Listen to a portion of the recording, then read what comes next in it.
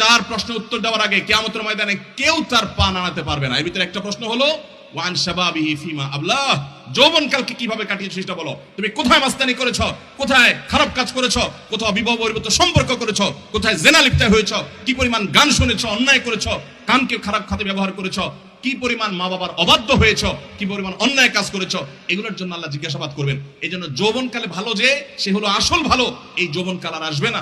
বাকাইতু আলা শাবাবিন ক্বাদ তাওয়াল্লা ফায়া লাইতা শাবাব লানা বাকাইতু আলা শাবাবিন ক্বাদ তাওয়াল্লা ফায়া লাইতা শাবাব লানা ইয়াউদু ওয়ালাকিন আশ-শাবাব ইযা তাওয়াল্লা আলা শারাফিন ফামাতলাবুহু বাঈদু। আলী রাদিয়াল্লাহু তাআলার কবিতা বলেছেন যে আমার হারিয়ে ফেলা যৌবনের জন্য আমি কাঁদছি, কেঁদে কেঁদে ফিরছি। আফসোস যদি আবার যৌবন একটু ফিরে পেতাম, গোটা পৃথিবীর সমস্ত সম্পদ দিয়ে যদি আমার কাছে সম্পদ থাকতো আর সবগুলা দিয়ে যদি যৌবনকালকে আমি ফিরিয়ে পাওয়ার সুযোগ পেতাম তো আমি তাই কিনতাম। তারপরে যৌবনকালকে একটু কিনতাম, কারণ যৌবনকালে এক বছর